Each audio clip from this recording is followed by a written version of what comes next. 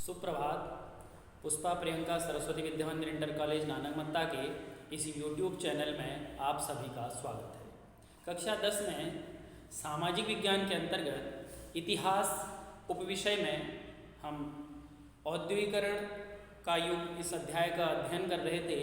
उसी क्रम में आज अगला प्रकरण हमने लिया है कि जो भारतीय बाजार था, उस भारतीय बाजार में अंग्रेजों के द्वारा अपने प्रभुत्व को स्थापित करने के लिए क्या उपाय किए गए, किन माध्यमों को चुना गया जिनके द्वारा अंग्रेजों ने भारतीय बाजार में अपने वस्तुओं को बेचना शुरू किया।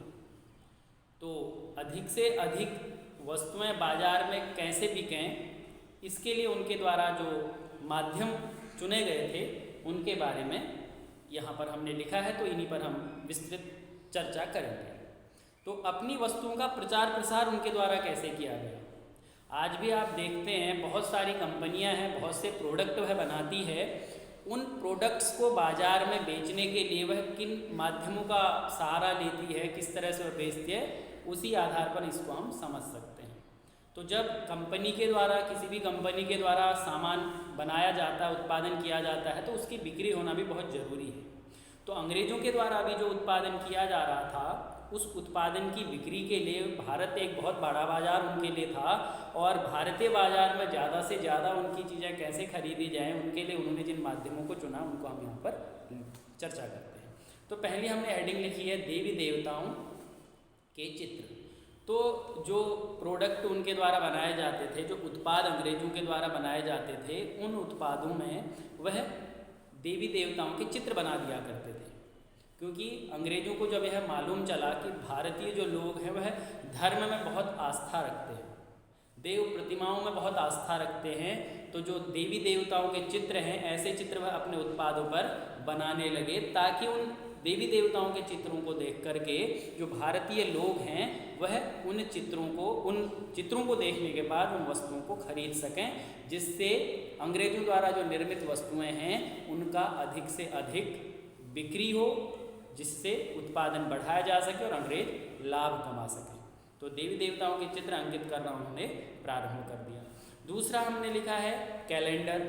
आज भी आप देखते हैं कैलेंडर टंगे होते हैं घरों में, या आप बाज़ार में जाते हैं तो नए साल पर या दीपावली के टाइम पर आपको कैलेंडर दिए जाते हैं। उन कैलेंडर में क्या क्या चीज़ें होती हैं, तारीख होती है, पंचांग होता है, छुट्टियों के बारे में होता है, त्यौहार के बारे में होता है, और चित्र बने होते हैं उन कैलेंडर्स में भी, चाहे देवी देवताओं के चित्र बने हों, कोई चाहे प्राकृतिक दृश्य बना हो या कोई ऐतिहासिक धरोहरें बनी हुई हैं, तो कुछ लुभावने चित्र भी उसमें रहते हैं।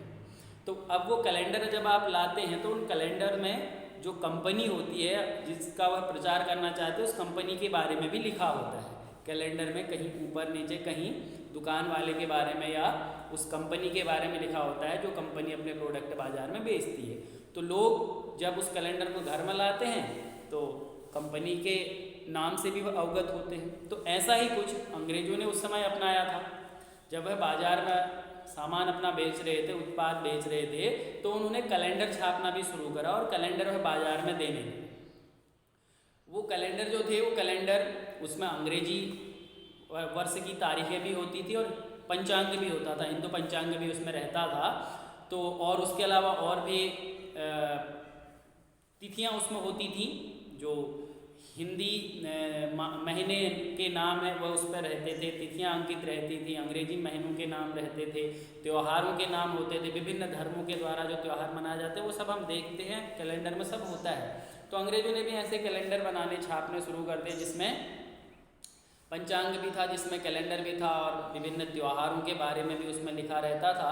तो इन कैलेंडरों को लोग अपने घरों में, दफ्तरों में टांगने लगे। कैलेंडरों में कंपनियों का नाम भी रहता था, जिससे वह कंपनी के बारे में जानते भी थे और उत्पाद खरीदने के लिए प्रेरित भी होते थे। ऐसे ही हम बात करें, तीसरा हमने लिखा है इसमें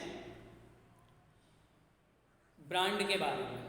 ब्रांड, बहुत सारी कंपनियां होती हैं, जैसे हम कोई चीज़ खरीदते हैं तो कहते हैं कि ब्रांडेड है। बहुत सारी कंपनियां होती हैं, बहुत सारे ब्रांड होते हैं जो अपनी गुणवत्ता के कारण विश्वसनीय बन जाते हैं।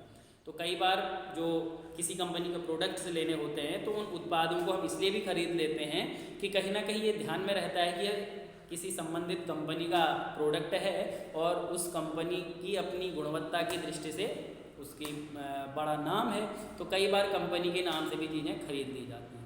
तो अंग्रेज़ों ने भी यही किया था, उन्होंने ब्रांड बनाने शुरू कर दिए थे। कंपनियों अलग अलग ब्रांड चीज़ों की वस्तुओं की गुणवत्ता को लेकर के ब्रांड बनाने शुरू कर दिए थे। तो इस तरह से ब्रांडेड चीज़ों का बिकना ये सब चलन में आया।